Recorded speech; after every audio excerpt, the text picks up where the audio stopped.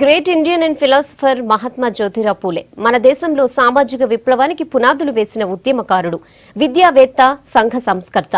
పూలే, ఆయన సతీమణి ఇద్దరూ దేశం కోసమే బతికారు, విలువలను బతికించారు.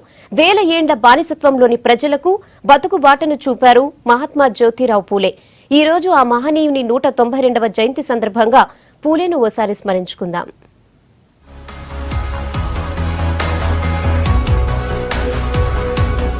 సామాజిక ఉద్యమాలు పేరు చెప్పగానే గుర్తుకు వచ్చేది మహాత్మా జ్యోతిరావు పూలే. అంతేకాదు, ఈయన పలు ఉద్యమాలకు మార్గదర్శి, నిత్యనూతన చైతన్యశీలి. తన ఆచరణతో, మేధా సంపత్తితో నాటి భారతీయ వ్యవస్థను కదిలించారు. ఛాందస భావాలపై పోరాట బావుటా ఎగరేశారు. అసమాన త్యాగశీలి పూలే మహారాష్ట్రలోని సతారా జిల్లాలో 1827లో ఏప్రిల్ 11న జన్మించారు.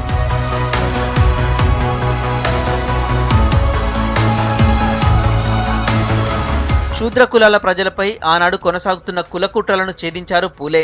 కింది కులాల్లో పాతుకుపోయిన మానసిక బానిసత్వపు సంఖ్యలను తెంపారు. తన తెలివితేటలను, ఆస్తిని సమాజపరం చేసి భవిష్యత్ తరాలకు మార్గదర్శి అయ్యారు పూలే.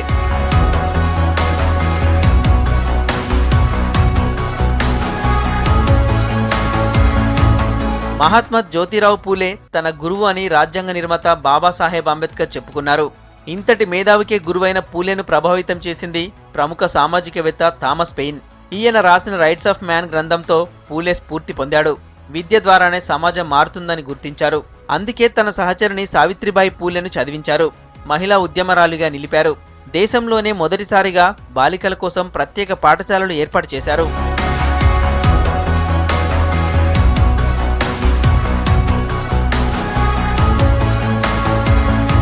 భారతీయ సామాజిక, ఆర్థిక, రాజకీయ వ్యవస్థపై పలు గ్రంథాలు రాశారు. పూలే రాసిన గులాంగిరి గ్రంథం శూద్ర, అతిశూద్ర, అంటరాని జనాల్లో అనంతమైన చైతన్యాన్ని తీసుకొచ్చింది.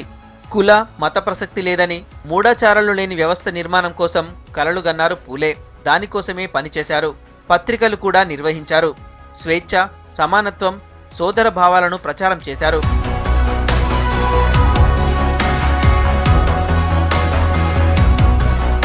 మన దేశపు మహాత్ముడు పూలే. తొలి సామాజిక ఉద్యమకారుడు ఈయనే. అంతేకాదు, బహుగ్రంథకర్త, విద్యావేత్త, మేధావి. ఇట్లా ఆయన గురించి ఎంత చెప్పినా తక్కువే.